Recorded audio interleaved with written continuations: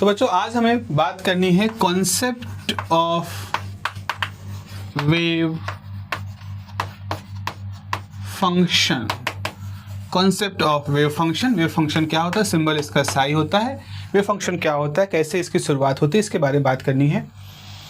आपने इससे पहले के वीडियो में सुना कि डी ब्रॉय ने 1923 में एक बात कही।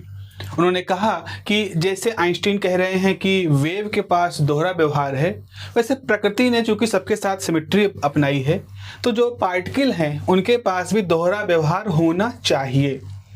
ओके तो चूंकि प्रकृति में तरंगों के पास दोहरा व्यवहार है, डुअल बिहेवियर है, तो पार्टिकल के पास भी दोहरा व्यवहार होना चाहिए। ये बात उन्होंने चाहिए के साथ कही थी, यानी कि उनकी हाइपोथेसिस थी, उनकी एक परिकल्पना थी। परिकल्पना मतलब ऐसी कल्पना जिसके पीछे कुछ ठोस लॉजिक हो, कोई ठोस तर्क है, कोई ठोस विचार है। और विचार यहाँ पे ये था कि नेचर ने हर चीज़ को सिमेट्रिकली बनाया है। तो फिलोसफर्स जो थे वो तो खुश थे इस बात से, उनको कोई प्रॉब्लम नहीं। तो कहते हाँ भाई सही है, प्रकृति ने तो बड़ा ही न्याय प्रिय प्रकृति होती है, उसने ये सब सिमेट्रिकली बनाया, रात दिन, अच्छाई बुराई, good bad, positive negativity. This is a very symmetrical object. ऐसा नहीं कि अच्छे अच्छे लोग दुनिया में, बुरे लोग भी हैं। ऐसा भी नहीं कि बुरे ही बुरे हैं, अच्छे लोग भी हैं। ऐसा ही नहीं सिर्फ उजेला ही उजला होता है, अंधेरा भी होता है। ऐसा ही नहीं सिर्फ पॉजिटिव पार्टिकल निगेटिव पार्टिकल भी हैं। तो फिलोसफिकली तो बातें सही लग रही थी, लेकिन जो फिजिक्स की दुनिया के लोग थे वो अपना नाक मुंह सिकोड़ रहे थे। हाँ मतलब ठीक है, लग तो रहा है, विचार है, ऐसे बहुत सारे विचार होते हैं, बट ऐसा कोई भी एक विचार की तरह से माना गया। But D Broglie was happy, he was a prince. France की एक रियासत के वो राजकुमार थे, और पहले ऐसे व्यक्ति थे जो इतना बढ़कर पढ़ाई लिखाई कर रहे थे। और फिजिक्स उन्होंने बाई चॉइस पढ़नी शुरू की थी। आइंस्टीन के काम से बहुत ही मोटिवेटेड थे। आइंस्टीन उनके रोल मॉडल जैसे थे, उनसे काम करने का मौका मिला, उनके साथ इंटरेक्ट करने का मौका मिला। इसको लेकर बहुत ही खुश थे और बहुत ज़्यादा परेशान नहीं थे कि भाई एक उनकी पीएचडी कर दी, थीसिस में लिख दिया ये बातें, लोगों को मानना हो मानो, ना मानना हो ना मानो। He was not very much कि बहुत परेशान, हैरान, डिप्रेस हो रहे थे और तैयारी में लगे थे कि धीरे धीरे अपना काम कर लिया है, इतने बड़े बड़े लोगों के साथ पढ़ लिया, चलो चलते हैं अपनी रियासत को। लगभग उसी दौरान जब वो अपना एक तरह से बोरिया बिस्तर बटोर रहे थे, तो उनकी थीसिस को कुछ समय हो गया था, कुछ महीने हो गए थे, साल भर का लगभग समय बीत रहा था। लोग उनसे बहस करते थे, उनसे बातों को समझते थे, उनकी बातों काटते थे, वो मनवाते थे। ऐसे ही मामला चल रहा था कि हाँ ऐसा होना चाहिए, वैसा होना चाहिए। और डी ब्रॉय अपनी बात को समझाने के लिए कुछ उनके मत के लोग मिले, उनको भी समझा रहे थे कि भाई पायलट वेव थ्योरी है। और उन्होंने कुछ अपना वेव एनवलप और चिट्ठी और इस तरह का एनालॉजी करके कि जैसे लिफाफे के अंदर चिट्ठी चलती है, वैसे आप मान सकते हो पार्टिकल के साथ वेव चलता है। इस शुरुआती दौर पर वो इस थ्योरी को समझा रहे थे, लेकिन उनकी इस थ्योरी को कुछ लोग बहुत ही सीरियसली देख रहे थे। उसमें कौन थे? उसमें आपके हाइजेनबर्ग थे, उसमें आपके श्रोडिंगर थे, उसमें पीटर डिबाई थे, उसमें आइंस्टीन थे, उसके अंदर बॉर्न थे, मैक्स बॉर्न थे, जॉर्डन थे, और भी ऐसे लॉरेंट पाउली थे। तो ये सब लोग जो थे वो इस डी ब्रॉय की थीसिस को बहुत ही गहराई से देख रहे थे, क्योंकि ये ऐसे लोग थे जो फिलोसफर्स भी थे, मैथमेटिशियंस भी थे, फिजिसिस्ट भी थे, मतलब मल्टी टैलेंटेड लोगों का वो समुदाय था। लेकिन इससे पहले की सोच विचार चल ही रहा था, एक बिल्कुल अनएक्सपेक्टेड तरीके से कुछ पेपर्स आते हैं, कुछ रिसर्च पेपर पब्लिश होते हैं, जिसमें से एक रिसर्च पेपर बेल लेबोरेटरी के दो साइंटिस्ट होते हैं जिनको हम डेविसन जर्मर कहते हैं। तो डेविसन जर्मर अपना एक पेपर पब्लिश करते हैं और बिल्कुल किसी को उम्मीद नहीं थी। उस पेपर का रिजल्ट वो ये लिखते हैं कि हमने एक प्रयोग किया है इलेक्ट्रॉन बीम के साथ में, निकल टारगेट के साथ में, और हमने अपने प्रयोग से ये पाया है कि डी ब्रॉय की जो बातें हैं, डी ब्रॉय ने थीसिस में जो बात की है कि वेव के पास एक डुअल बिहेवियर होना चाहिए, और उसका वेवलेंथ का फॉर्मूला जो डी ब्रॉय ने दिया है वो एग्जैक्टली एक्सपेरिमेंटली वेरीफाइड हो गया। तो it was not the effort of D Broglie. D Broglie was happy, he was a prince and he was good. Okay ठीक है, बता दिया बात, अब दुनिया अपना झेले, हम तो चले भाई। लेकिन कुछ और लोग कुछ और काम कर रहे थे। अब अगर हम डेविसन जर्मर की बात करें तो वो भी कुछ और कर रहे थे। वो इन्फ्लुएंस थे मोजले से। मोज़ले की अलग कहानी है। मोज़ले के बारे में आपने पढ़ा है कि मोज़ले लॉ, जिन्होंने पीरियोडिक टेबल को रेक्टिफाई कर दिया था कि जो पीरियोडिक टेबल होती है वो अरेंज होनी चाहिए according to the atomic number, not according to the atomic weight. याद रखो, ये हम जिस समय की बात कर रहे हैं जब दुनिया पहला विश्व युद्ध खत्म कर चुकी थी। पहला विश्व युद्ध खत्म हो चुका था तो दुनिया ने एक बड़ी विनाश लीला देख चुकी थी। जो बचे हुए लोग थे जो वो धीरे धीरे अपनी रिसर्च की तरफ बढ़ रहे थे, और चूंकि पहले विश्व युद्ध में ये पता चल गया था टेक्नोलॉजी को हमें बहुत अच्छे से करना पड़ेगा, तभी अगली लड़ाई में हम लोग आगे बढ़ पाएंगे। तो टेक्नोलॉजी पर, विज्ञान की तरफ लोगों का एक ठीक ठाक रुझान हो चुका था। तो हम ये 1920-23 की बात कर रहे हैं। अच्छा, फिर क्या हुआ, जैसे ही रिजल्ट आता है डेविसन जर्मर से एकदम से खलबलाहट मच जाती है। वहां इवन हैरान खुद हो जाते हैं डिब्रॉय कि wow, someone proved my results, my theory. आश्चर्य ये होता है कि इंग्लैंड की एक बहुत प्रतिष्ठित लैब थी जिसमें जे थॉमसन थे, और जे थॉमसन के साथ उस लैब में रदरफोर्ड भी थे, और उसके साथ गाइगर भी थे, मुलर भी थे। ये सब अपने जमाने के बड़े अच्छे एक्सपेरिमेंटलिस्ट थे। तो उनकी लैब में जे थॉमसन, जहाँ रदरफोर्ड काम करते थे, गाइगर, मुलर ये सब काम करते थे, वॉटसन काम करते थे, उसी लैब में जे थॉमसन के जो लड़के थे, जीपी थॉमसन, वो भी अपना स्वतंत्र रूप से एक प्रयोग करते हैं, और उस प्रयोग को भी वो पब्लिश कराते हैं। और वो पब्लिशन भी आपके डेविसन जर्मर के पेपर के ही आगे पीछे होता है। मतलब ऐसा नहीं कि डेविसन जर्मर अलग लैब में काम कर रहे हैं, आपके जो जीपी थॉमसन है वो अपने पिता की जो बड़ी लैब थी जिसमें रदरफोर्ड और ये सब लोग काम करते, वहाँ वो अपना काम कर रहे हैं। लेकिन उन दोनों के पब्लिश पेपर का आखिर में मतलब एक ही निकलता है कि डिब्रॉय का जो कॉन्सेप्ट है वेव पार्टिकल डुअलिटी का, ये सही है। मतलब एक नहीं, दो ग्रुप ने उसको सही साबित किया, और दोनों ही ग्रुप, एक बेल लेबोरेटरी का था जिसकी अपनी एक ऑथेंटिसिटी है, और दूसरा जीपी थॉमसन की लैब का था जिसकी तो भी अपनी एक बहुत अच्छी ऑथेंटिसिटी है। तो कोई ये नहीं कह सकता था कि नौसिखिए लोगों ने किया है, कुछ ऐसे निकाल दिया होगा। It was a very well defined, well documented, well discussed experimental proof. अब जब ये आ जाता है तो फिर एकदम से दुनिया के सामने बड़े चैलेंज आ जाते हैं कि now how to understand this. मतलब डिब्रॉय का जो फिलोसफिकल आइडिया था, ये एक फिलोसफिकल आइडिया नहीं, ये एक एक्सपेरिमेंटल फैक्ट है। एक ऐसा फैक्ट जो कि प्रयोगों में दिख रहा है कि इलेक्ट्रॉन, जिसको हम पार्टिकल मानते हैं। अब देखो यहाँ पे, देखो यहाँ संयोग देखो, जे थॉमसन ने इलेक्ट्रॉन की खोज की और कहा इलेक्ट्रॉन एटम का एक पार्टिकल है। मतलब जे थॉमसन ने बाकायदा इलेक्ट्रॉन एज अ पार्टिकल कह के बात कही। वहीं दूसरी तरफ लगभग 25 साल बाद जीपी थॉमसन, उनके पुत्र, क्या कह रहे हैं, इलेक्ट्रॉन के पास एक वेव बिहेवियर है। तो पिता कह रहे थे इलेक्ट्रॉन पार्टिकल है, पुत्र कह रहे हैं पिता की इलेक्ट्रॉन वेव है, और अभी खाली उम्र में 24 साल का ही गैप हुआ है, 25 साल का लगभग। अब क्या होगा अगर वेव है, अगर ये बात सच में सही है कि हर मूविंग मटेरियल पार्टिकल के साथ एक वेव नेचर होता है, then how to define the wave? But problem is why we need to define the wave? Because Newton की थ्योरी वेव के बारे में ये कहती है कि वेव को हम ऐसे देख तो पाते नहीं। जैसे साउंड वेव आप नहीं देख सकते, लाइट वेव आप नहीं देख सकते। लाइट पड़ते किसी पे रिफ्लेक्ट होती है, सेंसेस होते हैं, चमक होती है, वो अलग बात है, बट आप लाइट को एज इट इज सीधे नहीं देख सकते। आप अगर समुद्र की लहरें देख रहे हो तो आप समुद्र के पानी को हिलता देख रहे हो, जो कि लहरों, जो ऊर्जा है वही लहर बन रही है। तो हम क्या कर सकते हैं, अगर हम वेव को समझना चाहते हैं तो हमें वेव की एक गणित समझनी होगी। यानी wave is well understood by mathematics. और इसको समझते हुए न्यूटन के समय में ही न्यूटन ने वेव इक्वेशन वगैरह को डेवलप कर दिया। डिफरेंशियल इक्वेशन की सहायता से वेव इक्वेशन, बाद में बर्नौली ने उसको और रिफाइन किया, तो उन्होंने वेव इक्वेशन को डेवलप कर लिया था। अगर मैं जल्दी से आपको बताऊं, कोई भी वेव है, मतलब वो हो सकता है साउंड वेव हो, वो हो सकता है लाइट वेव हो, वो हो सकता है सिस्मिक वेव हो सकता है सी वेव हो। कोई भी वेव जो होती है उसका एक तरीका होता है लिखने का।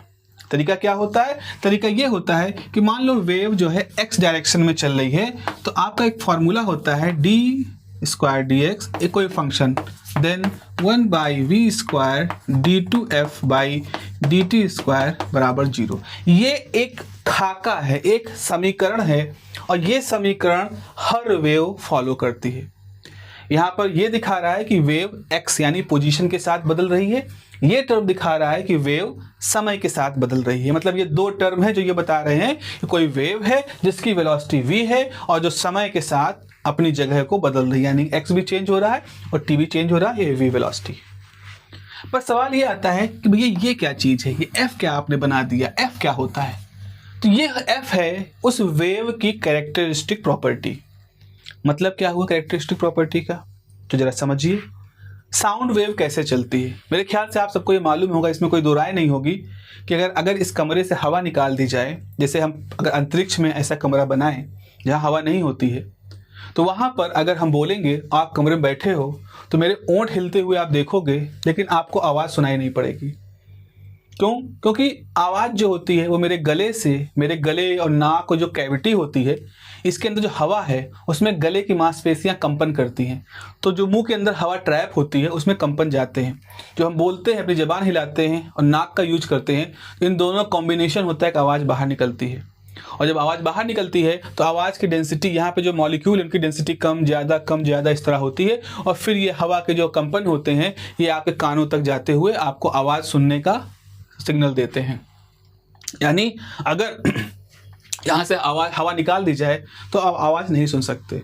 और हवा के दौरान, हवा में जब ध्वनि चलती है, साउंड चलती है, तो कंप्रेशन रिफ्रैक्शन होता है, डेंसिटी का चेंज होता है। तो अगर आप साउंड वेव को समझाना चाहते हो, ऐसे ही अगर आप भूकंप की तरंगों को समझाना चाहते हो, सिस्मिक वेव को समझाना चाहते हो, तो आप ज़मीन के अंदर जो चट्टानी डेंसिटी होती है उसके वेरिएशन को समझाओगे। अगर आप समुद्री लहरों को, पानी की तरंगों को समझाना चाहते हो, तो पानी के घनत्व में जो परिवर्तन हो रहा है जब ऊर्जा बहती है, उसको आपको यूज करना पड़ेगा। तो अगर आप डेंसिटी का यूज कर लेते हो यहाँ पर, तो एक तरह से आप एक ऐसी वेव के बारे में बता रहे हो जिसमें डेंसिटी चेंज होती है।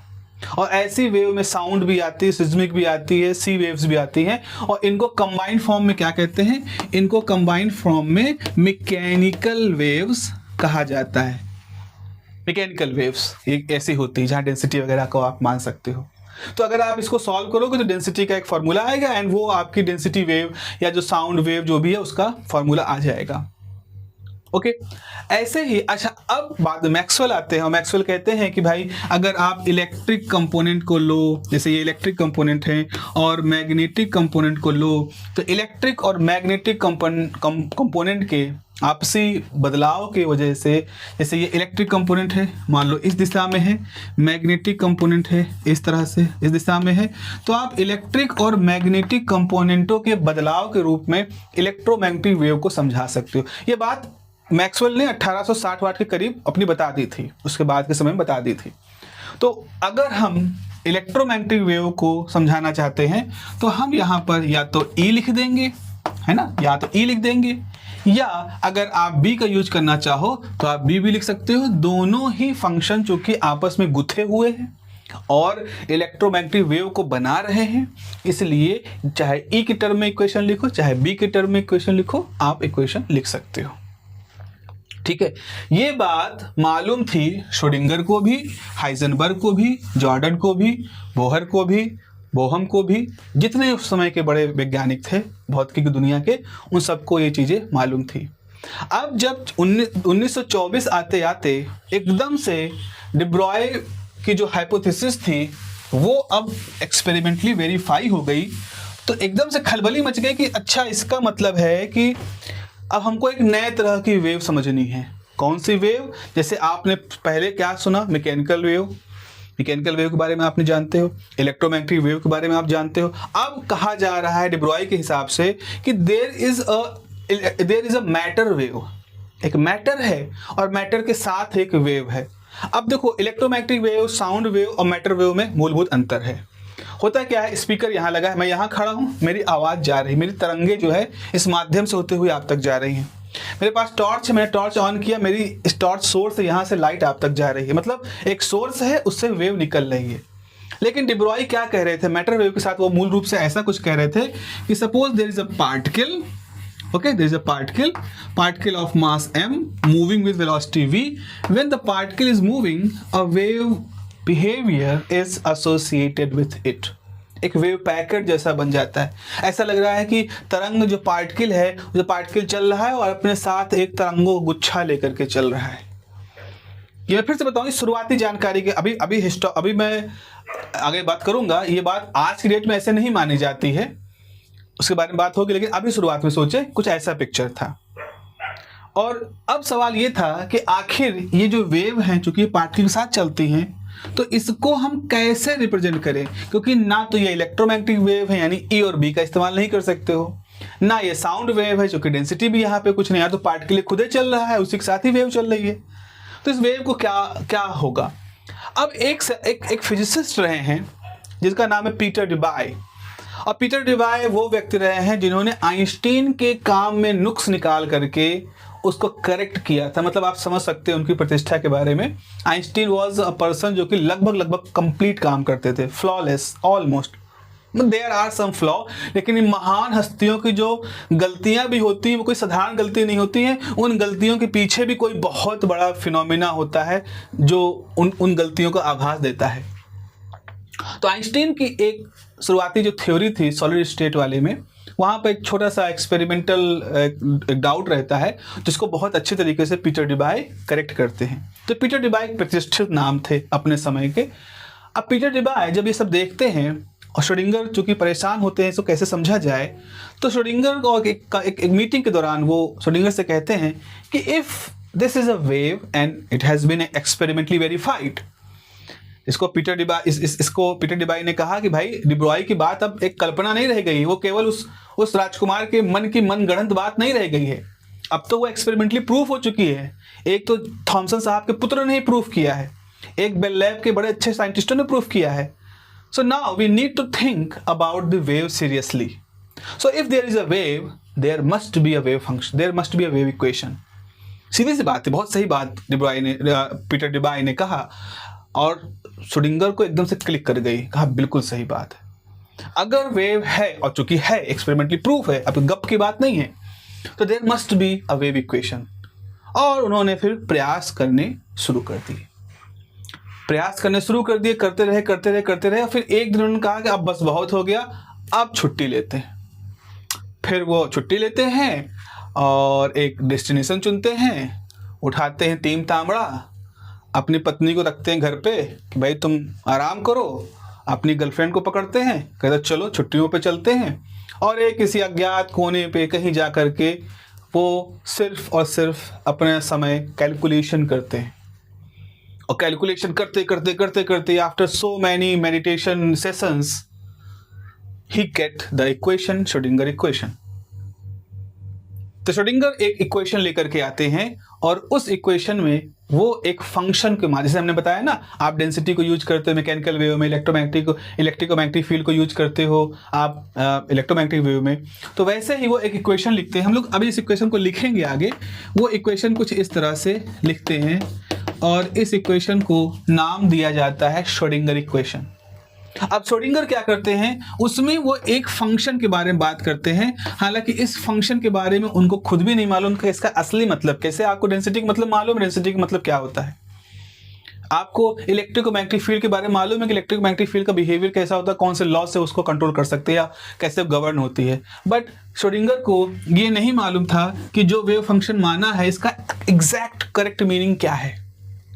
लेकिन चूंकि इक्वेशन को डिराइव करने के लिए हमें कोई ना कोई फंक्शन तो मानना ही पड़ता, तो श्रोडिंगर ने इस सिंबल का चुनाव किया, साई सिंबल।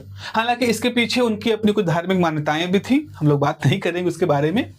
तो श्रोडिंगर विवादित व्यक्ति थे, वो अपने समय के एक विवादित व्यक्ति थे। विवादित इन सेंस क्योंकि उस समय के समाज में इस तरह से मतलब एक सामाजिक रूप से मैं कहूँगा कि कंजर्वेटिव समाज था। तो आप शादीशुदा हो करके आप अपने साथ एक मिस्ट्रेस रख रहे हैं, गर्लफ्रेंड जिनको कहा जा रहा था उनके द्वारा, उनको रख रहे हैं, तो that is not a very socially acceptable thing. But मस्त मौला आदमी थे, जो है सो है, वो उनका ओपिनियन था, उनकी चॉइस थी, उनकी अंडरस्टैंडिंग थी।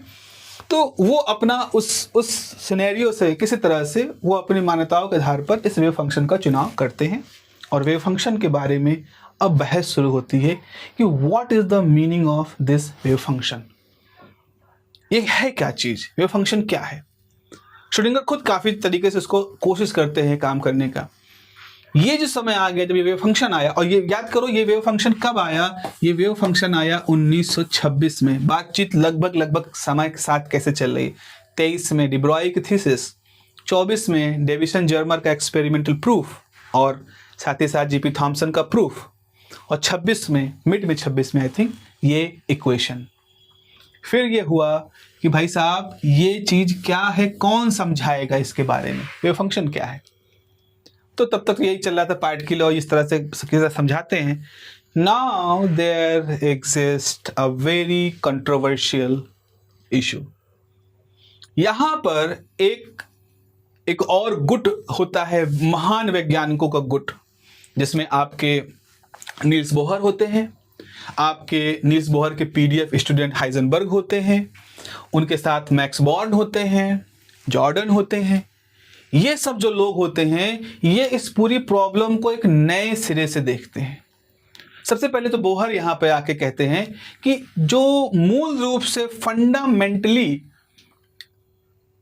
डिब्रॉय कह रहे हैं उसमें एक प्रॉब्लम है, क्योंकि वो कहते हैं कि डिब्रॉय ये कह रहे हैं कि पार्टिकल है, उसके साथ वेव नेचर आके जुड़ा। तो यहां पर बोहर एक कॉम्प्लीमेंट्री प्रिंसिपल देते हैं।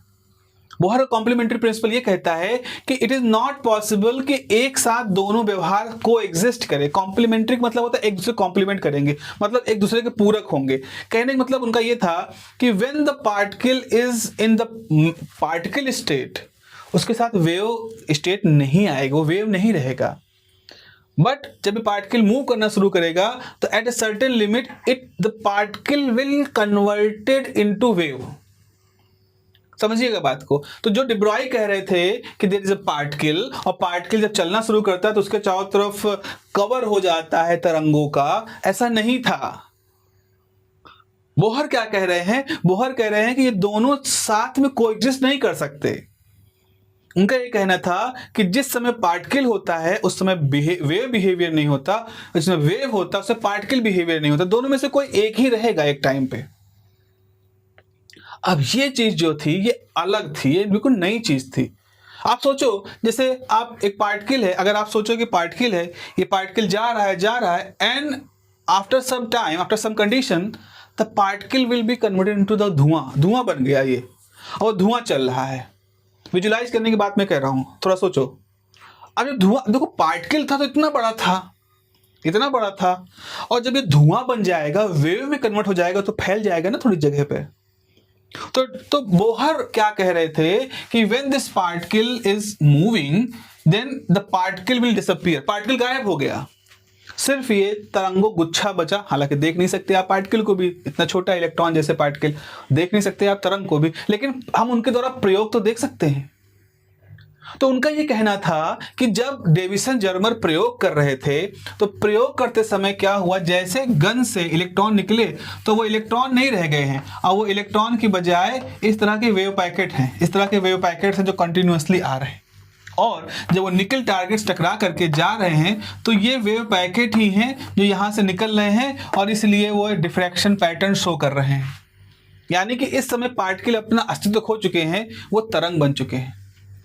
लोगों ने कहा अच्छा ऐसा होता है, बिल्कुल डेविसन जर्मर तो यही शो कर रहा था।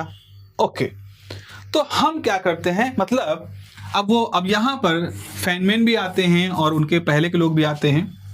वो कहते हैं मान लो हमारे पास एक स्लिट है, दो स्लिट हैं, इधर से हमने इलेक्ट्रॉनों को भेजा, इलेक्ट्रॉन चूंकि तरंग बन चुके हैं तो इलेक्ट्रॉन जब इन स्लिटों से गुजरते हैं तो सामने जो फिल्म होती है उस फिल्म पे हमें कुछ काली चमकीली पट्टियां दिखाई पड़ती हैं, और ये काली चमकीली पट्टियां इस बात का संकेत हैं कि यहाँ डिफ्रैक्शन हो रहा है, क्योंकि डिफ्रैक्शन के दौरान डार्क और ब्राइट फ्रिंजें बनती हैं। यहाँ पे डिफ्रैक्शन हो रहा है, यही इन काली और चमकीली पट्टियों के होने का मतलब है। तो अब लोगों ने कहा ओके ये कैसे हो रहा है, मतलब क्या हो रहा है, कौन सा इलेक्ट्रॉन यहाँ जाके कब तरंग बन जा रहा है, कौन सा इलेक्ट्रॉन यहाँ जाके कोई तरंग बन जा रहा है। चलो सोचें, इसको देखने के लिए सोचें कि हम एक कैमरा लगा दें और उस कैमरा से हम ये देखें कि कब कब कौन कौन से इलेक्ट्रॉन यहाँ से गुजर रहे हैं, जिसकी वजह से ये सारा डिफ्रैक्शन पैटर्न मिल रहा है। एक थॉट एक्सपेरिमेंट है ये, सोचिए, इसको सोचने वाला एक्सपेरिमेंट है। तो जब सच में इस तरह का प्रयोग, इस तरह की जब बात देखी गई तो क्या पाया कि अब जब दो स्लिटों से इलेक्ट्रॉनों के निकलते हैं तो इतने सारे डार्क और ब्राइट फ्रिंज नहीं बनते, सिर्फ दो चमकीली पट्टियां यहाँ पर बनती हैं। यानी कुछ इलेक्ट्रॉन जो यहाँ से निकल गए वो यहाँ जा रहे हैं, कुछ इलेक्ट्रॉन यहाँ से निकल गए यहाँ जा रहे हैं, क्योंकि आपका कैमरा लगा हुआ था। अब और दिमाग खराब। मतलब क्या हुआ, यानी कि जब तक आप इन इलेक्ट्रॉनों को नहीं देख रहे थे किसी कैमरे से या किसी इंस्ट्रूमेंट से, तब तक ये इलेक्ट्रॉन वेव बिहेवियर बनाए रखे थे। और जैसे आपने एक मेजरमेंट करना शुरू कर दिया, वैसे ही ये जो इलेक्ट्रॉन थे इन्होंने अपना पार्टिकल गुण छोड़ दिया कि नहीं नहीं, पार्टिकल अब सॉरी अपना वेव गुण छोड़ दिया, नहीं नहीं अब वेव नहीं, हम पार्टिकल बने रहेंगे। और पार्टिकल बने बने वो ये सारा काम कर रहे हैं। जस्ट सोचिए कितनी अजीब सी चीज है, बट ये रियलिटी थी कि मतलब आपने जैसे देखा कि हमको कोई देख रहा है, आपने व्यवहार बदल दिया। हालांकि ये बहुत ही आज के डेट में देखो तो है, कॉमन है। जैसे आप सोचो कि एक जगह है जहां कुछ सामान रखा है और हमारे मन में लालच आया जो चोरी कर लेते हैं, उठा ले जाते हैं, कौन देख रहा है, कोई देख नहीं रहा है, सोचा हमने। तभी आपने देखा वहां एक कैमरा लगा है या नहीं कैमरा लगा है, आपने देखा लिखा हुआ है आप कैमरे की नजर में हैं। जैसे आप ये पढ़ोगे कि आप कैमरे की नजर में हो, पहली बात तो अपना विचार आप वहीं पर छोड़ दोगे, नहीं रहने दो। क्यों? बदल गया ना, मेजरमेंट ने आपको आपके व्यवहार से बदल दिया। वैसे ही जो इलेक्ट्रॉन जा रहे थे, ये इलेक्ट्रॉन द मोमेंट मूव कर रहे थे तो ये अपना वेव बिहेवियर अपना अडॉप्ट किए हुए थे। लेकिन जैसे हमने इसको मेजरमेंट करना शुरू किया, हमने पाया कि इन्होंने अपना वेव बिहेवियर छोड़ दिया। इसको नाम दिया गया वेव कोलैप्स। बात करेंगे अभी क्या है ये कौन बता रहा था? बोहर और बोहर के साथ के लोग, जिसमें हाइजेनबर्ग और बॉर्न, मैक्स बॉर्न और ये सब लोग थे। ये जो इंटरप्रिटेशन था ये अजीब था, अविश्वसनीय वाला था, बट इस तरह से समझाया जा रहा था। वहीं पर हाइजेनबर्ग का प्रिंसिपल आता है, वो भी इसको सपोर्ट करता है। अब आइंस्टीन जो थे वो इससे बड़े असंतुष्ट होते हैं। वो कहते हैं नहीं नहीं ऐसा नहीं, बिकॉज आइंस्टीन जो था मूल रूप से स्टैटिस्टिकल फिजिक्स के आदमी थे। और स्टैटिस्टिकल फिजिक्स में हम प्रोबेबिलिटी की बात करते हैं, संभावनाओं की बात करते हैं। कोई घटना हो रही उसकी भी संभावना है और कोई चीज नहीं हो रही उसकी भी संभावना है, और इन संभावनाओं को हम बढ़ा घटा सकते हैं। अगर हम स्थितियों को सुधार दें, संभावनाएं बढ़ सकती हैं, स्थितियां बिगाड़ दें, संभावनाएं कम हो सकती हैं। तो मूल रूप से आइंस्टीन इस प्रोबेबिलिस्टिक थ्योरी के इंसान थे, डिटर्मिनिस्टिक कहा जाना चाहिए, डिटर्मिनिस्टिक थ्योरी के इंसान थे। तो वो इस तरह की अनसर्टेनिटी वाली चीज़ों को एकदम से स्वीकार नहीं कर पा रहे थे। फिलोसफिकली उन्होंने इसको बहुत चैलेंज किया और यहाँ से एक डिबेट शुरू होती है, आइंस्टीन बोहर डिबेट।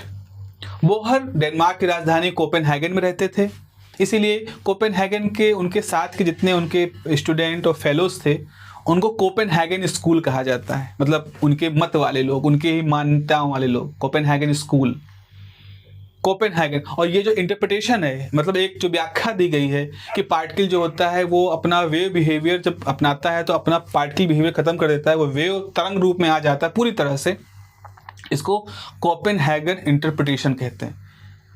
अगर आपको इच्छा हो आप देख सकते हैं, विकिपीडिया से लेकर हर चीज़ भरा पड़ा है, तमाम तरह के स्टैंडर्ड इसके डिस्कशन है। मैंने कई सारी चीज़ें इसमें टोन डाउन कर दी हैं, हालांकि कोई चीज़ हिस्टोरिकली कुछ चीज़ों को मैंने यहाँ पर क्वेंच कर दिया, हटा दिया है, बट मोटे मोटे तौर पर टाइमलाइन ऐसा ही था। तो अब इंटरप्रिटेशंस आते हैं। अब यानी कि तो वास्तविकता क्या है? अब यहाँ पर लोगों ने कहा मतलब इलेक्ट्रॉन कैसे पता चला कि कोई उसको देख रहा है? इलेक्ट्रॉन कैसे जान सकता है कि जो है मेजरमेंट हो रहा है? क्या इलेक्ट्रॉनों की भी कोई चेतना है? क्या मेजर करने वाले का ये विचार कि चलो इलेक्ट्रॉन की इस पाथ को मेजर करते हैं, कौन जाके कहां पैटर्न पैदा कर रहा है, इस चेतना से इलेक्ट्रॉनों ने अपना व्यवहार बदल दिया? तो वास्तविकता क्या है? वास्तविक थ्योरी क्या है? What is the reality? हम कहीं गए, हम किस मानसिकता के साथ गए, तो क्या वो मानसिकता जहां गए हैं उनके व्यवहार को परिवर्तित कर सकती है? अगेन अब ये एक ऐसी चीज थी जहां फिर से फिलॉसफी कूद पड़ती है। फिजिक्स के अंदर फिलॉसफी, साइकोलॉजी सब कुछ कूद पड़ता है जो कॉन्शियसनेस के बात करता है। और यहीं से क्वांटम मैकेनिक्स में भी कॉन्शियसनेस की बात आती है। कॉन्शियसनेस मतलब होता है चेतना। अगर आप सर्च करेंगे तो आपको पाओगे consciousness, theory of consciousness, quantum consciousness और क्या क्या चीजें वहां पर आती हैं। लेकिन Einstein was not very happy with this interpretation, but surprisingly this is the most acceptable interpretation. उसके बाद बहुत सारे इंटरप्रिटेशन आए, मतलब बहुत सारे में, जैसे आपका आइंस्टीन का खुद का हिडन वेरिएबल इंटरप्रिटेशन था, उसके बाद बोहर कोपेनहेगन इंटरप्रिटेशन था, उसके बाद वॉन न्यूमैन थे, उनका भी एक इंटरप्रिटेशन था। फिर एक एवरेट हुए थे, उनका मैनी वर्ड इंटरप्रिटेशन था। तो ये 4-5 इंटरप्रिटेशंस हैं जो कि क्वांटम मैकेनिक्स में जो हो रहा है उसको कैसे समझा जाए। जैसे कि आइंस्टीन कहते हैं कि आप जो अनिश्चितता की बात कर रहे हैं, इसके दौरान जो हाइजेनबर्ग के प्रिंसिपल और ये सारी चीज़ें हैं, वो अनिश्चितता इसलिए हैं क्योंकि कुछ ऐसे वेरिएबल हैं जो हिडन हैं, जो हमारे समझ में नहीं है, हमारे इंस्ट्रूमेंट की पकड़ में नहीं है। क्योंकि वो पकड़ में नहीं है इसीलिए आपको लगता है वो है ही नहीं, और इसीलिए आपको अपने रिजल्ट अधूरा दिखता है, आप संभावनाओं की बात करते हो। लेकिन अगर वो हिडन वेरिएबल्स जो हैं, अगर उनको हम पकड़ लें, ढूंढ लें, तो आपको अपनी थ्योरी कंप्लीट दिखाई पड़ेगी। इसका एक बहुत अच्छा एग्जांपल है, जैसे आपने मैगी लिया, मैगी का पाउच खोला और मैगी मसाला आपको बड़ा अच्छा लगता है। आपने कहा अरे वाह कितना अच्छा मसाला है, इतना चुटकी भर होता है। अगर ये मसाला मेरे पास एक अचारदानी भर के हो तो अब तो हर चीज़ में यही डाले, खाने में, खटाई में, अचार में, सलाद में, सब्जी में, दाल में, हम मैगी मसाला ही यूज करें। अब आप लग गए मैगी मसाला, क्योंकि कोई तो बना तो रहा है उसको, अब आप लग गए मैगी मसाला आप पे इसको बताने के लिए। अब आपने दुनिया भर की याचिकाएं डाल दी दुनिया भर में कि भैया मुझे मैगी मसाला कैसे बनता है ये कंपनी बताए। आपने कहा मेरा मूल अधिकार है, ये मुझे चाहिए ही चाहिए। कंपनी ने आपको कुछ बताया, भाई इसमें इतना ग्राम जीरा, इतने ग्राम सौंफ। अब आप कंपनी के बताए गए हिसाब से जीरा सौंफ लेकर के आए, इलायची फिलायची, और कूट काट के जब बनाया मसाला, वो स्वाद नहीं आया। अब आप कह रहे हो कि ये क्या मतलब है, स्वाद नहीं आ रहा, इसमें वो नहीं आ रही बात बताई कंपनी नहीं है। तो आप कहोगे कुछ छिपा लिया है, कुछ है इसमें से एक दो जो सबसे खास वाली चीजें थी जिनसे वो महक या स्वाद आता है, वो उन लोगों ने छुपा लिया है, वो हाइड कर लिया है। वरना अगर हाइड ना करते तो मेरा मसाला पूर्ण हो जाता। लेकिन आपको ये भी यकीन है कि वो जो हाइड किया है मसालों का नाम किसी के दिमाग में तो होगा, कोई तो जान रहा होगा, हो सकता है कहीं लिख करके कहीं रखा गया होगा। तो आप सोच सकते हैं कि नेस्ले कंपनी जो मैगी बनाती है उसके किसी तिजोरी के अंदर मान लो मसाला रखा है, जो असली मसाले का सारा वो जो विधि है। अब आपने अपनी कोशिश तेज कर दी कि अगर हम वो हिडन तिजोरी में से, वो हिडन ताले में से, हिडन कोड को खोल दें, तो हम जब वहां से वो कागज निकाल के लाएंगे, then we can create the complete Maggi masala. Einstein का भी कुछ ऐसा है, कुछ मोटे मोटे तौर पे ऐसा कुछ मानना था कि there are some hidden variables in the universe, if you know those variables you can calculate, you can just find the accuracy in your result. आपको असंभावनाएं, अनिश्चितताएं के बारे में बात करने की जरूरत नहीं पड़ेगी।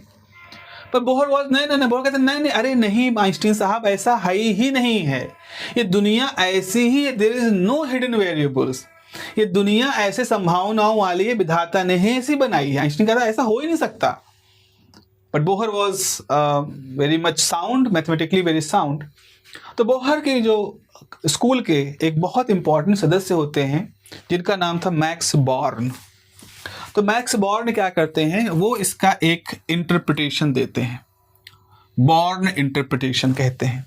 और आज की डेट में जैसा मैंने बताया 3-4 जो संभावनाएं, इंटरप्रिटेशंस हैं, मतलब व्याख्याएं हैं जो क्वांटम मैकेनिक्स की, उसमें से हम बॉर्न की जो व्याख्या है उसी को ही पढ़ेंगे, क्योंकि पूरी दुनिया की किताबों में उसी को ही माना जाता है और सबसे पेडागोगिकली समझने के लिहाज से, समझाने के लिहाज से वही ही सही ही है। इवन आइंस्टीन मरते मरते तक वो यही मानते थे कि there must be hidden variable. फिर बोहम वगैरह आए, बोहेमियन मैकेनिक्स बनाई, उन्होंने भी यही कहा हिडन वेरिएबल। हालांकि बहुत बाद में 1960 के दौरान एक और साइंटिस्ट आते हैं, जॉन बेल। तो जॉन बेल अपनी थ्योरम प्रूफ कर देते हैं, जिससे वो एक तरह से हिडन वेरिएबल को दरकिनार कर देते हैं। यानी वो एक प्रूफ कर देते हैं कि आइंस्टीन का ये जो सोचना या बोहम का ये सोचना कि there are some hidden variables, that is not true. The probabilistic nature is the reality of this universe, that is another philosophical thing. तो क्या होता है, बॉर्न क्या करते हैं, जरा समझिए बॉर्न का क्या इंटरप्रिटेशन था। बॉर्न ये कहते हैं कि हमारे पास एक पार्टिकल है, जब चलना शुरू किया तो ये एक वेव के फॉर्म में कन्वर्ट हो गया, और जो वेव है ये उसका आकार है, वेव पैकेट। पार्टिकल तो बहुत छोटा था, मास था, लेकिन जो वेव है ये तो अपने एक इलाके में फैली हुई है।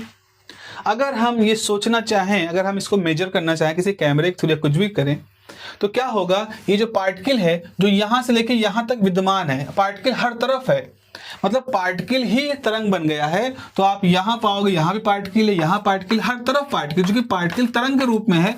तो अगर आप तरंग पा रहे हो, इसका मतलब आप पार्टिकल पा रहे हो। तो जब ये पार्टिकल इस बात का डिसीजन लेगा कि इसको फिर से, सॉरी, ये तरंग जब फैसला लेगी कि इसको फिर से पार्टिकल बनना है, तो क्या होगा, किसी जगह पर वो आएगी। मतलब अब जब ये पार्टिकल है, जब ये तरंग बन गया, इसका पूरा एक्सपैंड कर गया और फिर से इसको पार्टिकल बनना है, तो वो पार्टिकल आपको कहाँ दिखाई पड़ेगा? आपको यहाँ दिखाई पड़ेगा, यहाँ दिखाई पड़ेगा, यहाँ दिखाई पड़ेगा, यहाँ दिखाई पड़ेगा, यहाँ दिखाई पड़ेगा, कहाँ दिखाई पड़ेगा? समझो सवाल को ऐसे है, जैसे मैं हूं और मैं अचानक से धुआं बन जाऊं। मैं मिस्टर इंडिया घड़ी बांध के गायब ना हूं, मैं धुआं बन जाऊं और धुआं बन के इस पूरे कमरे में फैल जाए। और जब धुआं बन के हम इस कमरे में फैल गए, तो ऐसा नहीं कि धुआं में मेरा हाथ यहाँ है, मेरा सिर यहाँ है, क्योंकि हम धुएं बन चुके हैं ना, पूरी तरह से धुआं बन चुके हैं। अब उस धुएं में कोई हाथ पैर नाक आंख कुछ नहीं है, एवरीथिंग इज जस्ट क्लाउड। अब उस पूरे कमरे में हम व्याप्त हैं। अब आप कहोगे कि सर फिर से आप प्रकट होइए हमारे सामने। तो अब बात यह है कि जब आप प्रकट होने कह रहे हो, तो सारा धुआं सिमटेगा और फिर से एक आकार लूंगा मैं। तो मेरा सवाल ये है कि वो आकार मैं इस कमरे में यहाँ लूंगा, यहाँ लूंगा, यहाँ लूंगा, कि यहाँ लूंगा, कहाँ लूंगा? इतना लगता है कमरे के बाहर नहीं जाऊंगा, क्योंकि धुआं इसी के अंदर ही है। तो पार्टिकल जो फैला हुआ है पूरे तरंग के रूप में, पार्टिकल इज एवरीवेयर, फैला ही है, पूरा विद्यमान है। प्रभु देखो हर तरफ विद्यमान है, लेकिन प्रकट कहाँ होंगे? प्रभु कहाँ प्रकट होंगे? तो बोहर कहते हैं, बॉर्न कहते हैं कि there is a finite probability कि हो सकता है पार्टिकल यहाँ प्रकट हो, या हो सकता है यहाँ प्रकट हो सकता है यहाँ प्रकट हो, यहाँ प्रकट हो, यहाँ प्रकट हो। इसकी संभावनाएं आप बता सकते हो। यानी कि जब ये पार्टिकल जब वेव फॉर्म में कन्वर्ट हुआ और वो सारा वेव फॉर्म जो कोलैप्स होकर के एक पार्टिकल बनेगा, तो वो पार्टिकल उस वेव फंक्शन के जो वेव फॉर्म का फैला हुआ दायरा था, उस दायरे किस हिस्से में आएगा, इसकी आप संभावना बता सकते हो। सबसे ज्यादा संभावना है कि वो इस जगह पर जहां ये वेव पैकेट चौड़ा है, इतना चौड़ा है, इसके इस हिस्से में इसके आने की संभावना मान लो 50%, यहां पर आने की संभावना 5% है। मतलब बिल्कुल कोने में प्रकट हो। लेकिन जिस समय प्रकट हो जाएगा तो हो सकता है ऐसा ही यही हो, मतलब यहां से यहां तक फैला, यहीं प्रकट हुआ। तो जो आपकी 5% की संभावना थी वेव कोलैप्स के बाद, आपको देखा कि पार्टिकल तो यही ही है, वो 100% में कन्वर्ट हो गई। क्या हो सकता है पार्टिकल यहां ना प्रकट होकर के यहां प्रकट हो, जो उसका बीचों बीच वाला हिस्सा है, तो आपकी जो 50% की संभावना थी अब वो 100% हो गई। कहोगे सर ये आप क्या कह रहे हो? समझो, जैसे एक सिक्का है, सिक्का हवा में उछालो और बोलो हेड, तो हेड का होने का मतलब है कि या तो हेड या टेल होएगा। तो जब तक सिक्का हवा में नाच रहा है, आपकी जीतने की संभावना कितनी है? 50%। द मोमेंट सिक्का गिरा और हेड आया, तो आपकी संभावना 100% सही हो गई। तो जब तक नाच रहा था तब तक आपकी जीतने की संभावना 50% थी, सामने वाले की 50% थी, और जैसे ही सिक्का नीचे गिरा आपने देखा हेड आया, यानी उसकी 50% भी आपके पास आ गई और आपने अब जीत हासिल कर ली। ऐसे ही आपने 2 सिक्के उछाले एक साथ और दोनों में आपने कहा दोनों में हेड आएंगे। तो जब 2 सिक्के हवा में नाच रहे हैं तो आपके गिर के दोनों में हेड आने की संभावना कितनी है? 25%। कि हो क्या सकता है, पहले में हेड आए दूसरे में हेड आए, पहले में टेल आए दूसरे में हेड आए, पहले में टेल दूसरे में हेड, दूसरे में टेल पहले में हेड, या दोनों में टेल। ये 4 तरीके हो सकते हैं। तो दोनों में हेड आने की संभावना कितनी? 25%। तो जब तक सिक्के हवा में थे संभावना कितनी थी? 25%। लेकिन गिरे और देखा कि दोनों हेड आ गए, यानी आप 100% जीत गए।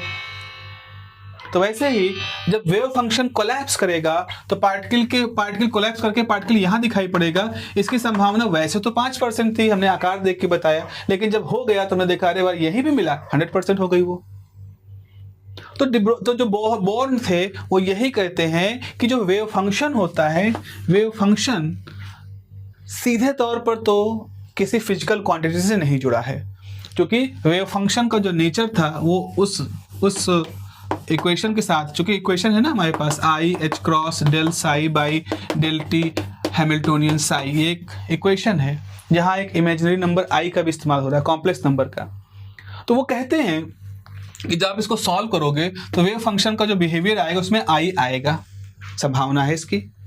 तो वो कॉम्प्लेक्स होगा, और कॉम्प्लेक्स जो होता है फिजिक्स में, कॉम्प्लेक्स क्वांटिटी का कोई फिजिकल मीनिंग नहीं होता।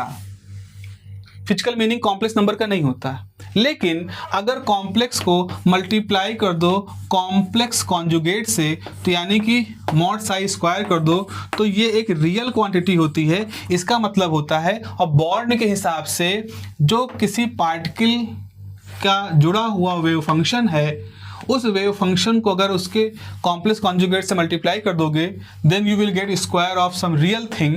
और वो जो रियल थिंग होगी वो क्या बताएगी? वो बताएगी probability of finding the particle in space. इस स्पेस में पार्टिकल कहाँ पर पाया जाएगा, इसकी संभावना है वो बताएगी। यानी कि दबे शब्दों में, दूसरे शब्दों में कहने का मतलब ये है कि वेव फंक्शन आपने जान लिया तो आप इस बात की संभावना बता सकते हो कि जब ये जो पार्टिकल का वेव फंक्शन कोलैप्स करेगा, तो कोलैप्स करने के बाद पार्टिकल हमको कहाँ दिखाई पड़ेगा, इसकी संभावना हम इस प्रोबेबिलिटी के टर्म से दिखा सकते हैं। सामान्य रूप से जो इंजीनियरिंग फिजिक्स की किताबें होती हैं वो इस मेजरमेंट थ्योरी, मतलब ये जो थ्योरी मैंने बताई थी, कैमरे की वजह से वेव फंक्शन का व्यवहार बदल जाना, पार्टिकल का व्यवहार बदल जाना, और वेव फंक्शन कोलैप्स, ये दो शब्दों को नहीं बोलते हैं। नहीं बोलना भी एक तरह से सही ही है। अब मैं क्यों बोल रहा हूँ लेक्चर में, क्योंकि भैया मैंने 2-3 बार ये समझा चुके हैं। वो जो इंजीनियरिंग फिजिक्स की किताब वाली बात है वो हम 2-3 बार समझा चुके हैं वीडियोस में। आप पुराने प्लेलिस्ट जाके देख सकते हैं, वहां पर इसको बताया गया है।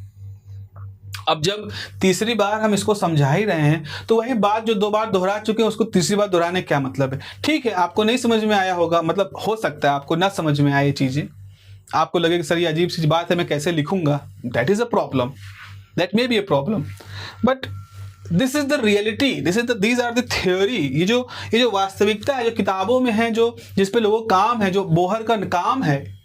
आप ऐसे नहीं कि आपको समझ में नहीं आएगा या आपको अनकंफर्टेबल फील होगा तो हम बोहर का काम ही ना डिस्कस करें आपसे, हमें बताएं ही नहीं कि बोहर ने क्या किया था, हम ये कहें ही ना कि बोहर और आइंस्टीन के बीच में किस तरह का विवाद हुआ था, और ये हम बताएं ही ना कि जॉन बेल ने कितना बढ़िया काम किया था उस विवाद को सुलझा करके, आइंस्टीन के और बोहर के मरने के काफी समय बाद।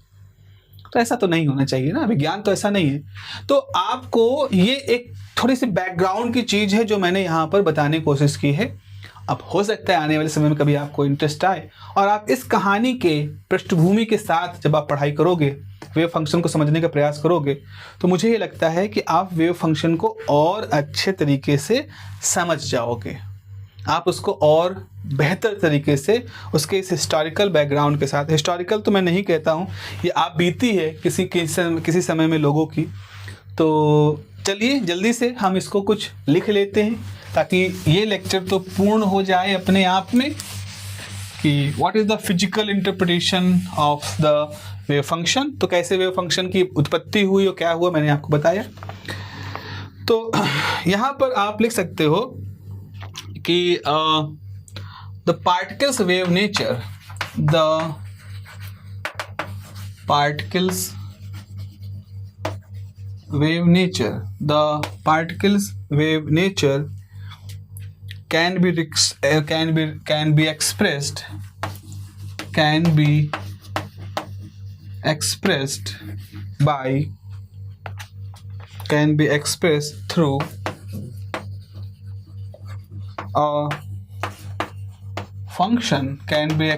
through a function, that contains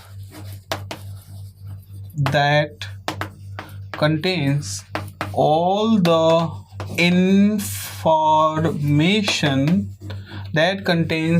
the informations about its wave-like behavior, contains all the information about its wave-like behavior, that contains all the information about its wave-like behavior. This function is called the wave function. This function is called the wave, इस function को क्या कहते हैं भाइयों? इसे कहते हैं wave function. और इसका सिंबलिज्म क्या होता है?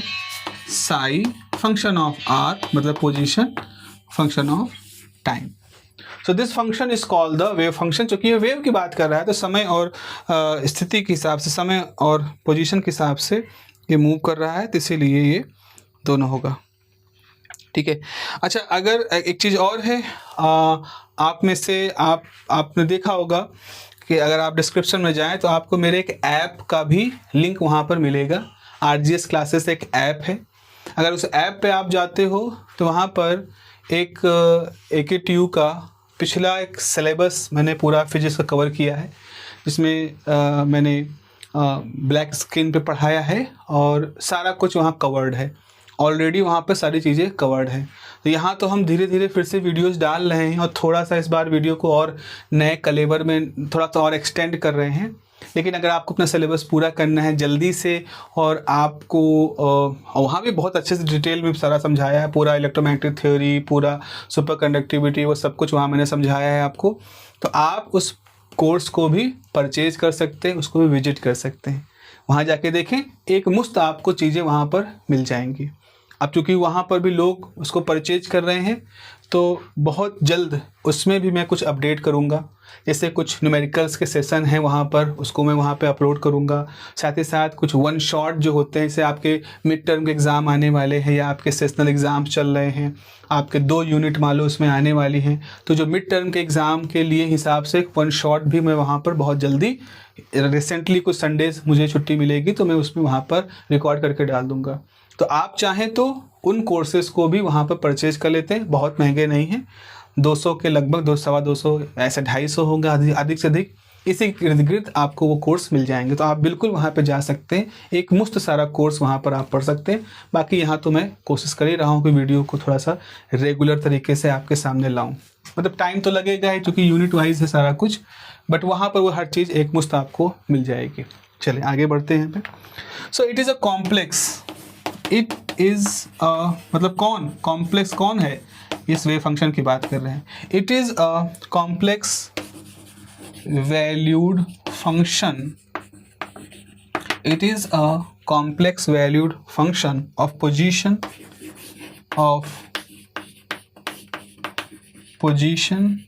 And time. देखो ना, एक R और T, it is a complex valued function of position and time, position and time, comma, it not only यहाँ से लिख देता हूँ, it not only representing the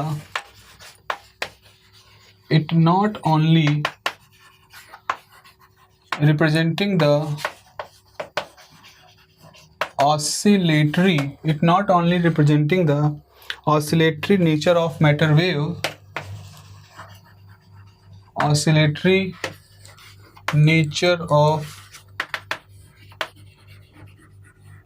wave, but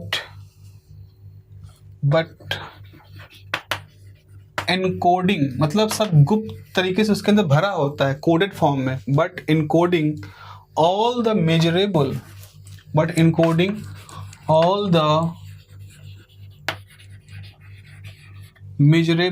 जिसको नापा जा सके, encoding all the measurable informations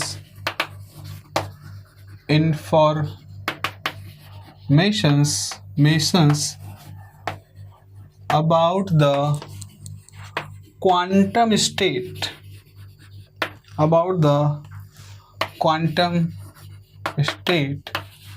of the particle. But लिखा ना कि ये जो वेव फंक्शन होता है ये केवल वेव वाले बिहेवियर को नहीं समझाता, बल्कि इसके अंदर वो सारी मेजरेबल इंफॉर्मेशंस होती हैं जो कि उस सिस्टम की उस पार्टिकल की क्वांटम स्टेट को समझाने के लिए पर्याप्त है। इसका मतलब ये निकल के आता है, जैसे अगर आपने वेव फंक्शन कैलकुलेट कर लिया तो आप उस वेव फंक्शन के अंदर उस पार्टिकल की एनर्जी की जानकारी पाओगे, समय के साथ उसके इवोल्यूशन की जानकारी पाओगे, उसमें स्पिन है तो उसकी भी जानकारी होगी, उसका एंगुलर मोमेंटम, उसका मैग्नेटिक मोमेंटम, मतलब ऐसी सारी क्वांटिटी जिनको आप नाप सकते हैं, वो सारी क्वांटिटी जिसको प्रयोगों द्वारा मेजरेबल किया जा सकता है, जिसको फिजिकल ऑब्जर्वेबल्स कहते हैं, वो सारी क्वांटिटीज़ को आप उस वेव फंक्शन के अंदर पाओगे। तो वेव फंक्शन एक ऐसे चमत्कारिक, समझ लो कि एक ऐसी चमत्कारी पेन ड्राइव है जिसके अंदर इस दुनिया की सारी इन्फॉर्मेशन है, सारी इन्फॉर्मेशन जो दुनिया में एग्जिस्ट करती है, इंसानों जुड़ी हुई। जैसे मान लीजिए, आप सोचे, कल्पना करें, आपके पास एक ऐसी पेन ड्राइव है जिसके अंदर सिविल सर्विसेज में आने वाले, इंडिया के सिविल सर्विसेज में आने वाले सारे पेपर मौजूद हैं। वो पेपर जो भूतकाल में बन चुके हैं और वो पेपर जो भविष्य में बनेंगे, वो सारे पेपर उस मैजिकल पेन ड्राइव के अंदर मौजूद हैं। All the information about that examination, information means everything, what paper, what solution, everything is in that pain drive. तो आप इमेजिन कर सकते हैं कितनी मैजिकल पेन ड्राइव होगी। अगर वो सही आपके हाथ में लग जाए और आप उसमें से सही तरीके से 2027 का सिविल सर्विसेज का एग्जामिनेशन का पेपर निकाल लो और उसको आज से तैयार करना शुरू कर दोगे 2025 से, तो 2027 में तुम टॉपर होगे। ठीक है, तो समझ सकते हो ना कैसे तुम डिस्टर्ब कर सकते हो दुनिया को, कैसे आप प्रभावित कर सकते हो if you know the all the information. तो आप कहोगे सर क्या ऐसा होता है यहाँ पर, क्या क्वांटम में भी ऐसा हो सकता है कि हम वेव फंक्शन लें और उसमें से जानकारी निकाल करके किसी पार्टिकल के भविष्य को तय कर सकते हैं? तो हम कहेंगे नहीं नहीं, इतना खुश ना हो, उदाहरण ठीक है, पेन ड्राइव वो तो आपको खुश करने के लिए उदाहरण था, पर असल में यहाँ पर हाइजेनबर्ग कहते हैं कि ना ना ना ना, प्रकृति ऐसे नहीं है, बेवकूफ़ नहीं है प्रकृति। वो आपको सिर्फ उतनी इन्फॉर्मेशन देगी जितनी आपके लिए जरूरी है, जिससे कि आप भविष्य को प्रभावित ना कर पाओ। And this is the Heisenberg uncertainty principle. अगर आप पोजीशन की जानकारी पाओगे तो मोमेंटम की जानकारी आपसे प्रकृति उठा ले जाएगी। आप एनर्जी की जानकारी पाओगे तो कितने समय की वो टाइम वाली जो जानकारी उठा ले जाएगी। आप रोटेशन की जानकारी लोगे तो एंगुलर मोमेंटम की जानकारी आपसे छीन ली जाएगी। तो आप एक टाइम में इतनी जानकारी पा ही नहीं पाओगे कि आप भविष्य को बदलने की सोचना शुरू कर दो। वही चीज़ जैसे मैंने आपसे बताया कि पेन ड्राइव पा करके आप कभी 2027 का पेपर उसमें है, लेकिन फिर भी आप कभी भी उसको नहीं पा सकते, कभी भी नहीं पा सकते, ताकि आप 2027 में जा करके उसको पास कर सकें। तो ऐसा ही कुछ अनसर्टेनिटी प्रिंसिपल हमको यहाँ बताता है। ओके, तो information about the quantum state of the particles. तो यहाँ पे लिखेंगे the amplitude of matter wave has a probabilistic interpretation that is, इसका मतलब है square modulus of wave function psi rt gives the probability of finding the particle at position x and यहाँ r है ना, तो at position r and time t। तो यहाँ पर क्या हुआ, जो एम्पलीट्यूड ऑफ मैटर वेव है इसका एक प्रोबेबिलिस्टिक इंटरप्रिटेशन होता है। मैक्स बोर्न ने इसको दिया था और वो कहते हैं कि square of the, this is the statement, square modulus of wave function gives the probability of finding the at position r and time t. तो किसी समय आर, किसी जगह, किसी पोजीशन आर पर और किसी टाइम टी पर किसी पार्टिकल के पाए जाने की जो संभावना है, प्रोबेबिलिटी है, उसको हम इस वेव फंक्शन के मॉडल के एम्पलीट्यूड के मॉडुलस के स्क्वायर से लिख सकते हैं। तो इसका मतलब है, इसको लिखने का तरीका क्या होता है, इसको लिखने का जो तरीका है वो कुछ इस तरह से होता है कि मॉड साई, सपोज आपके पास वेव फंक्शन था साई आर टी, तो आप इसका मॉड लीजिए, इसका स्क्वायर कर दीजिए। आप जब इसका स्क्वायर कर दोगे तो आपको एक प्रोबेबिलिटी, एक रियल टर्म मिलेगा, और ये है probability of finding the particle at position r and time t। किसी पोजीशन r पर, किसी टाइम t पर पार्टिकल के पाए जाने की संभावना है, उस पार्टिकल के पाए जाने की संभावना को हम साई आर टी से लिखते हैं।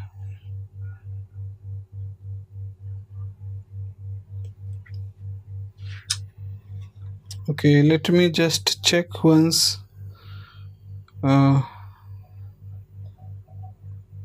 Okay, people are purchasing the course and free counters. Okay, कुछ पूछ रहे हैं। हाँ, तो ये हो गया हमारे पास probability of finding the particle at position r and time t। So ऐसा नहीं हो सकता है कि वेव फंक्शन कुछ भी हो, मतलब अब आपने, चलो ठीक है, आपने किसी पार्टिकल का वेव फंक्शन निकाल लिया, और इतना महत्वपूर्ण है वेव फंक्शन क्योंकि उसके अंदर सारी जानकारी होती है। तो वेव फंक्शन को की कुछ शर्तें भी हो सकती हैं क्या? मेरा कहने का मतलब ये है कि क्या ऐसा भी होता है कि आपने जो वेव फंक्शन कैलकुलेट किया है वो वेव फंक्शन बिल्कुल सही है कि नहीं, इसकी भी कोई तरीका है, कोई पैमाना है? तो बिल्कुल पैमाना है। आपका वेव फंक्शन कुछ कंडीशन को फुलफिल करना चाहिए। आपका वेव फंक्शन, आपने कैलकुलेशन किया, आपने वेव फंक्शन निकाला, अब आप ये चेक करना चाहते हो कि आपका वेव फंक्शन सही है कि नहीं, या वो मतलब वो खरा उतरेगा कि नहीं। खरा उतरेगा का मतलब है कि क्या सच में उसके अंदर वो सारी इन्फॉर्मेशन है कि नहीं, फेक तो नहीं है। जैसे वो मैंने पेन ड्राइव एग्जाम्पल दिया, तो आपको वो पेन ड्राइव आप खरीद लोगे, मैंने दावा किया कि इसमें सारा कुछ है, 2027 के पेपर भी इसके अंदर हैं, तो आप कहोगे कि okay, is this pen drive is real और फेक। सो आप चेक करोगे, आपको कुछ तरीके मालूम होने चाहिए उस वेव फंक्शन को चेक करने के लिए। तो आपको जो वेव फंक्शन उन सारे तरीकों पे सही खरे उतरते हैं उनको वेल बिहेव्ड वेव फंक्शन कहा जाता है। तो वो कुछ शर्तें होती हैं। तो यहां पे लिखें द वेल बिहेव्ड, या कह लो valid, the well-behaved wave function must satisfy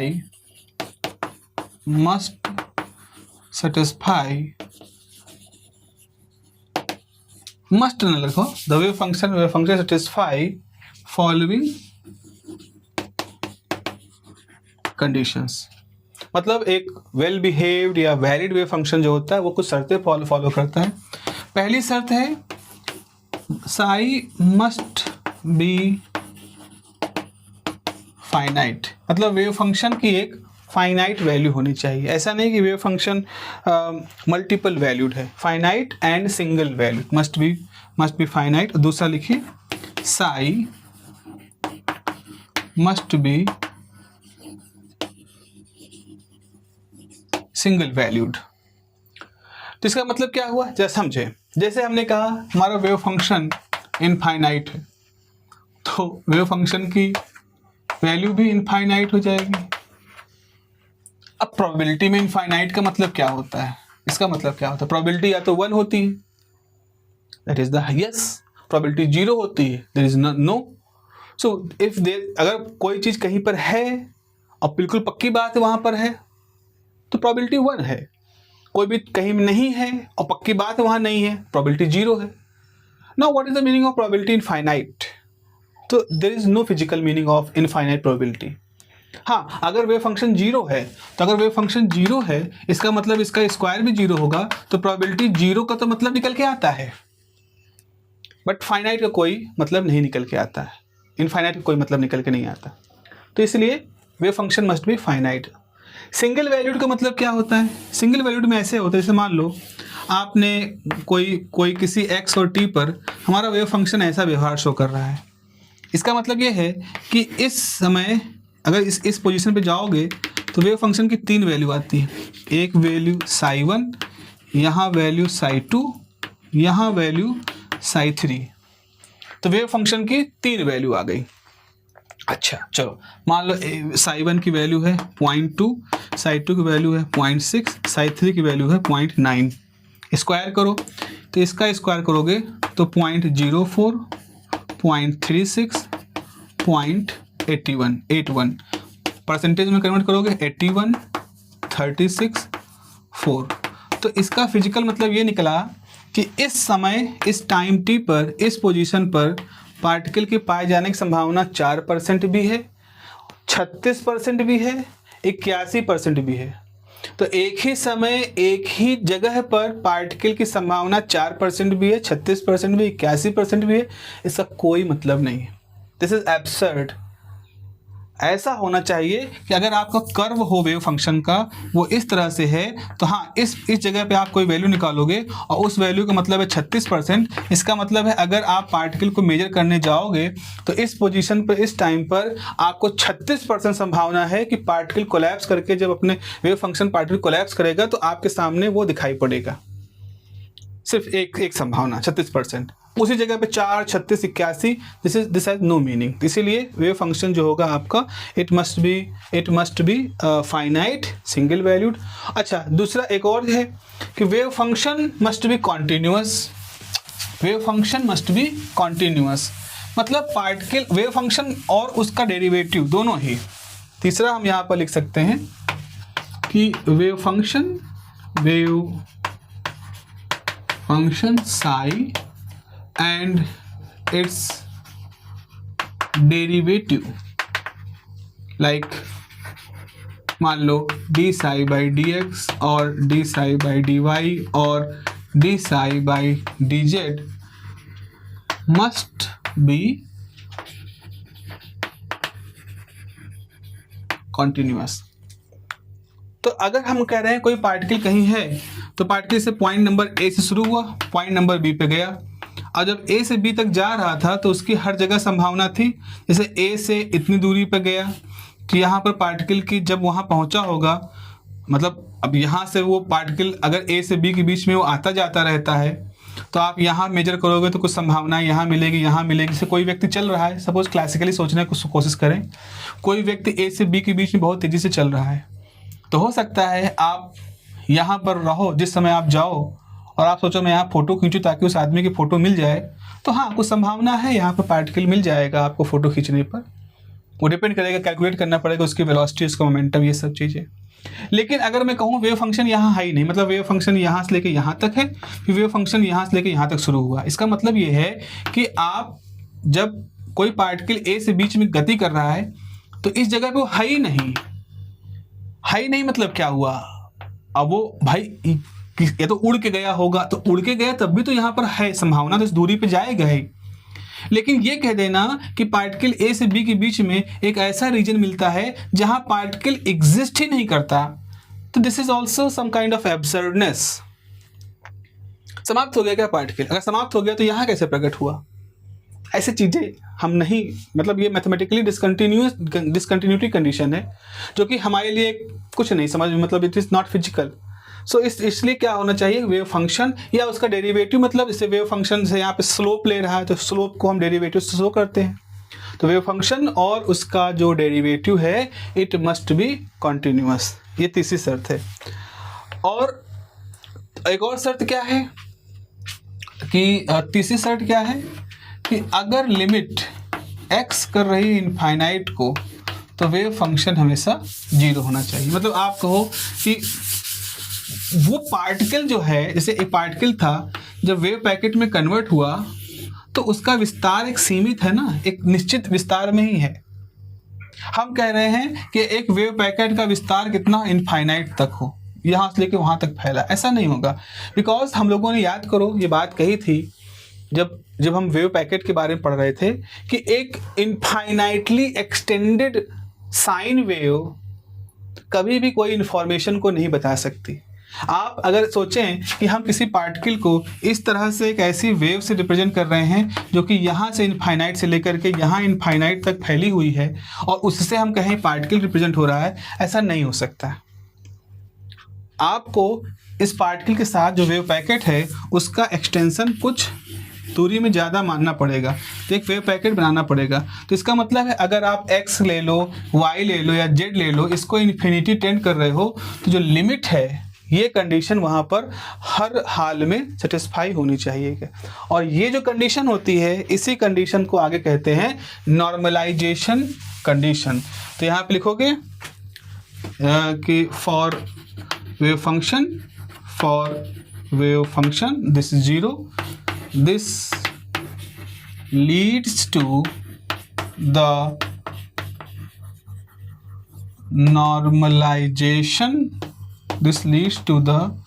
normalization condition, क्या minus infinity two plus infinity mod Sai square मान लो x है dx इज इक्वल टू 1। ठीक है, ये आपका 1 होना चाहिए। if minus psi to psi mod psi square dx is equal to 1 ना होकर के n है, अगर उसकी वैल्यू n आती है then n is called the normalization factor. ठीक है, तो अब अगर वेव फंक्शन इस तरह की कंडीशन फॉलो करता है कि वो x की वैल्यू जब इन्फिनिटी रखोगे तो वो 0 पे एक्सटेंड कर जाएगा, तो इसकी वजह से हम एक नॉर्मलाइजेशन कंडीशन देखेंगे। अब ये अगेन मैथमेटिक्स में नहीं जा रहा है बिकॉज मैथमेटिशियंस ने इसको किया था, इसको इंटरप्रिटेशन के फॉर्म, मैकेनिक्स के फॉर्म में रखेंगे, तो इस कंडीशन को फुलफिल होना चाहिए। एक नॉर्मलाइजेशन कंडीशन यहाँ पर आती है। यहाँ n जो है वो फाइनाइट नंबर आएगा, इनफाइनाइट नहीं आ सकता, it must be a finite number. ठीक है, तो इस तरह से हमारी इस पूरे वेव फंक्शन की बात यहाँ पर ख़त्म होती है। होप लंबा वीडियो है, काफ़ी कोशिश की है मैंने चीज़ों को एक्सटेंडेड तरीके से बात करने की, आपके पहुँच से बियॉन्ड है, इंजीनियरिंग फिजिक्स के पहुँच से बियॉन्ड है, डेफिनेटली बियॉन्ड है। I accept this thing and I am sorry if you are not comfortable with this, but पसंद करो चाहे ना पसंद करो, this is the quantum mechanics and this is the real flavour of quantum mechanics. कड़वा लगे, मीठा लगे, कसैला लगे, बट यही है जो इसका स्वाद है। तो जिसको प्यार है क्वांटम मैकेनिक्स से, उसको इसी कसैलेपन से ही स्वाद है, इसी से ही प्यार है उसको।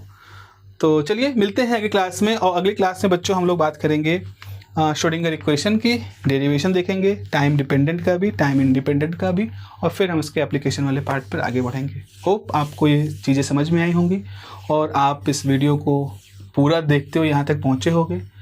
तो thank you and have a nice day, take care, bye bye.